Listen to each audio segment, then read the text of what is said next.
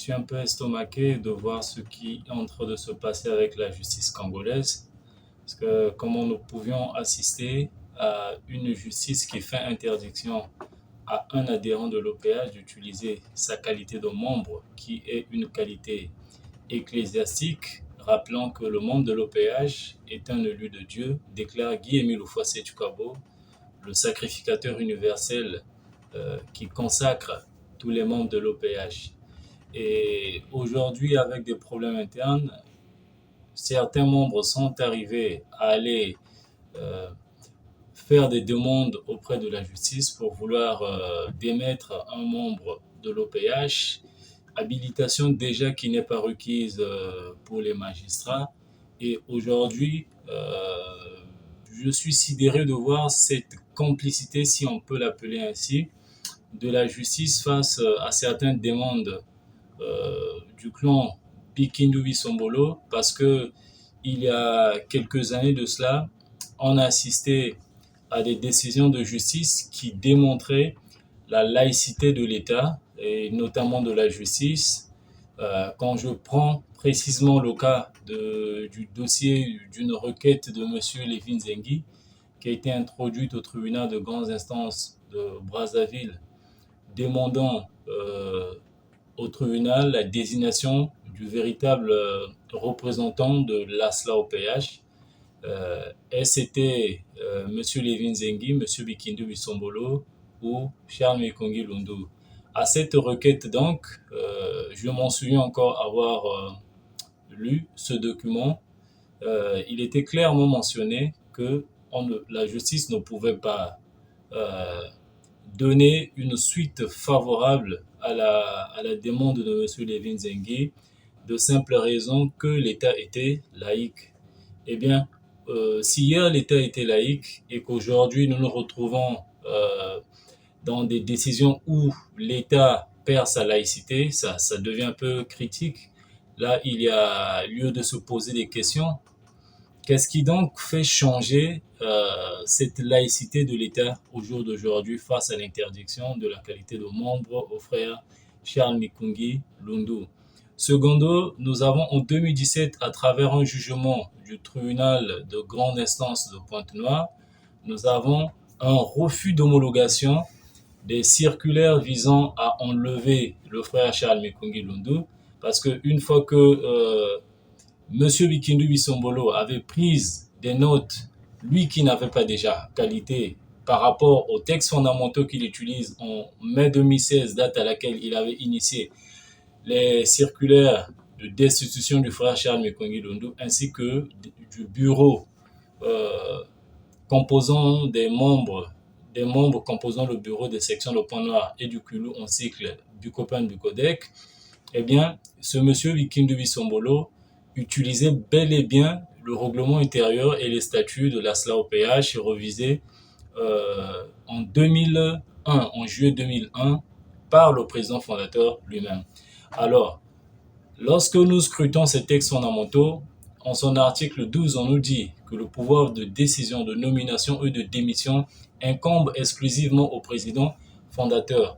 Alors, face à cela, les juges du TGU de Pointe-Noire en année 2017 avaient bien étudié les textes fondamentaux et avaient déclaré le défaut de qualité à M. Jean-Pierre Bikindu Bisombolo à vouloir chercher à enlever un membre. Et donc, il y avait un refus d'homologation de ces circulaires-là. Face au précédent cas de M. Lévin Zengi, dont le tribunal avait prouvé la laïcité de l'État dans la gestion des affaires ecclésiastiques, face déjà au refus d'homologation des circulaires visant à enlever le frère Charles Mikungi Lundu, et en ajout des textes fondamentaux de l'ASLA-OPH qui ne corroborent pas avec les pratiques de M.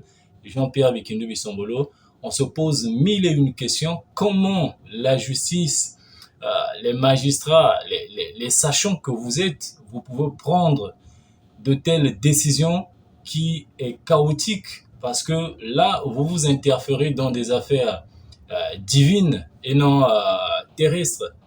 Donc, on a du coup à se poser des questions et on a toutes les raisons de croire aujourd'hui, il y a certaines autorités administratives et juridiques qui souffrent un peu de ces injonctions-là faites par Bikindu Bisombolo et ses compagnons. Notamment, nous avons assisté à une manipulation des juges. Nous avons des jugements, des réquisitions contradictoires. Aujourd'hui, pour cette même affaire, nous sommes déjà à plus de 25 procédures judiciaires. Vous voyez un peu le nombre, la quantité de procès qu'on a pour un même sujet où on est incapable de tabler sur une petite affaire. Nous sommes arrivés jusqu'à la Cour suprême où nous avons remarqué des choses graves, des erreurs matérielles graves sur des arrêts. Alors, c'est invraisemblable, c'est invraisemblable. Des choses qu'on fait disparaître au vu et au su de tous et il n'y a aucune autorité qui peut arrêter cela. Donc, ce que nous demandons aujourd'hui, ce que nous voulons prier dans la paix, dans la quiétude, parce que tous nous sommes des citoyens congolais et j'ose croire que nous bénéficions bel et bien les mêmes droits par rapport aux dispositions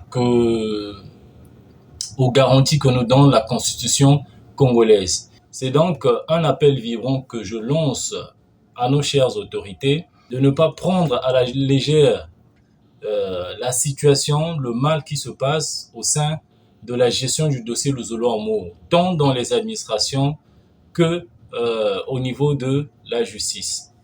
Ce qui se passe en notre sein, bon, il faut le dire franchement, c'est entretenu par l'État. Il faut le dire, hein, il faut que le dise un jour. C'est l'État qui encourage ça. C'est l'État qui encourage cela. Bikindu Bisombolo, les Dimi et consorts, ils ont assez parlé, ils ont assez fait. Il faut être imbécile, sinon abasourdi, pour ne pas déduire que c'est l'État qui encourage ça, qui entretient ça même. C'est pittoresque, c'est bizarre, c'est du jamais vu. Dimi doit être sanctionné, parce qu'il le dit, il a sorti de lui-même. Non, je te prends, je t'amène à Brazzaville. On va voir si c'est le pouvoir, ou c'est Mikungi, ou c'est le pouvoir. Ça veut dire quoi? Comment il peut exposer le chef de l'État comme ça?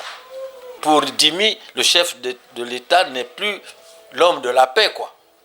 L'apôtre de la paix, c'est le président de la République. Il a toujours clamé haut et fort les antivaleurs. Et comment un citoyen, comme tous les autres, moi je suis citoyen, Mikungi est citoyen, tout le monde est citoyen, congolais, et tous les citoyens jouissent des mêmes droits et devoirs, il faut le dire.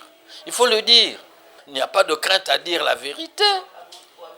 Le Congo n'est pas habité par des animaux, le Congo est habité par des hommes. C'est de la corruption, c'est du sentimentalisme, c'est du parti pris. Le tribunal, la justice. Oh, mais comment? Sinon le pays est foutu. Oh, attends, quelqu'un viendrait me voler ici, j'irai où? N'est-ce pas la justice? Mais si la justice se comporte de la manière la plus insolite, négative. Mais parmi eux, hein, il y a des gens qui sont encore bien. Alors les véreux, là, il faut les virer.